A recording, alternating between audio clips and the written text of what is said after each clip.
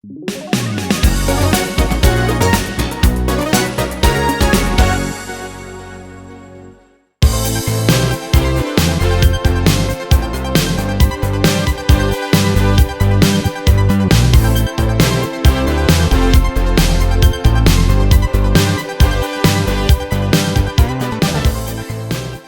and welcome to this updated studio tour.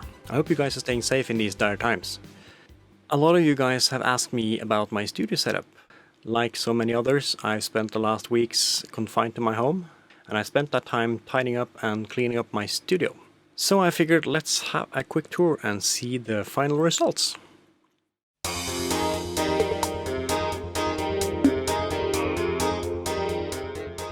On the far left side I have the Roland XP80, the D70, the D50 and an Ensoniq SD1. Right next to me on the left side I have the Yamaha SY99, the Reface CS and the DX, as well as the Korg DSS1. On the left side of the center console you will find the Roland JV880 as well as the Super JD or the JD990. And together they share the space with the Roland JV2080.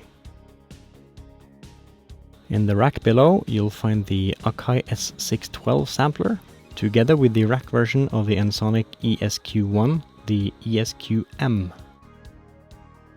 Below that you'll find the Oberheim Matrix 1000. At the bottom of this rack I have placed my Behringer X32 mixer. All my secondary synths and modules are submixed here and then fed into the Yamaha LS9. Moving along on the top you'll find the Roland MT32 and the Korg M1R EX, the rack version of the classic synth from 1988. And slightly to the right you'll find the Korg Wavestation AD and the Roland SC55. As the centerpiece and all-round master keyboard is my trusty Yamaha Motif XS7. From here I also control my DAW, the Digital Performer from Mark of the Unicorn.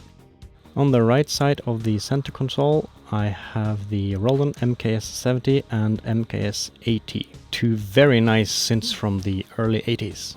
And below I have the Super GX programmer from Retroactive. In the rack below I have placed all the audio and MIDI interfaces from Mark of the Unicorn.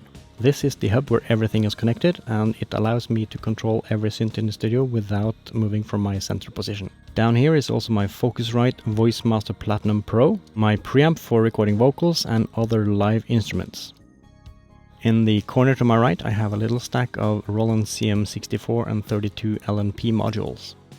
Just below that I have a little rack with Yamaha modules, the SPX90 multi-effect unit, the Motif rack, two TX81 sets and a TX816.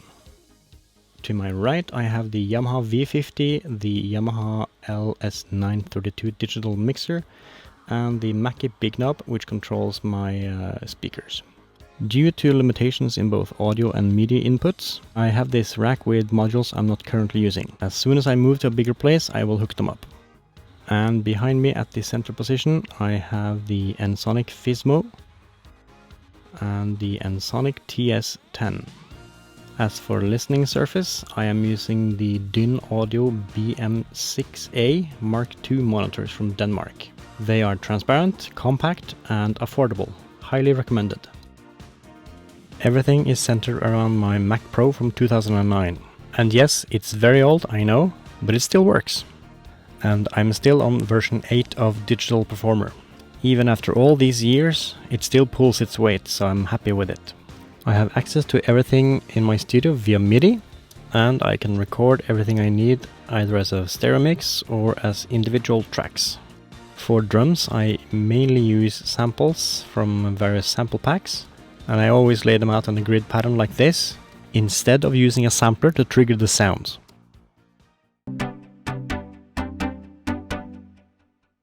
As you can see, it's a very small studio, just shy of 18 square meters. But there's still room for a homemade studio desk made out of MDF, plus some low shelves from IKEA on the floor, a sofa, and a small desk for daily computing and video editing. The acoustic treatment in my studio is from Vicoustic. I'm using the Cinema Round absorbers, and some 45 degrees bass traps. The products I'm using have gone out of production, but you can find similar products on their website. Let me show you how I placed the panels. Firstly, I placed all the bass traps in the corners, except for the entrance in the bottom left. Then I tried to spread the absorbers around on each wall as much as possible. The ceiling is slanted on either side of the room, and of course this eats a lot of space, but the upside is that it also helps with the acoustics. I still put 12 panels in the ceiling to soak up any harsh frequencies. Moving on, this is an approximation of all my keyboards at the moment. The big issue and struggle in every studio setup is the compromise between ergonomic layout, cable management, and being space efficient. And this is the best I could do with my limited space. Let's have a look at the MIDI setup. Every synth and module in my studio is connected via MIDI. Most of my gear is from the time before USB connections, so I'm sticking to the traditional MIDI connectors. And this of course means that I need a lot of MIDI interfaces to connect everything. In most situations, only a single MIDI cable is necessary from the interface to the module. But some of the keyboards get 2 connectors. This means that I can also record into my DAW from each keyboard. And the audio connections are pretty much the same, except that they go into the mixers, and then I can send the sound into my DAW via the audio interfaces. Here's a simplified schematic showing the principles of all the connections.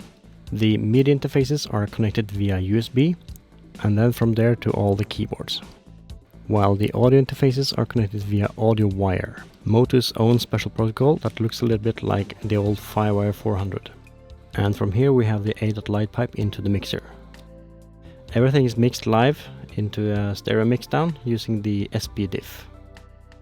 And the audio from all the instruments are going into the mixer like this. The main output is going to the Mackie Big Knob, which then controls the speakers. Alright, I hope this was informative and enjoyable. And should you have more questions, feel free to post them in the comments below. I want to say thank you to all my patrons and supporters. And until next time, see you around.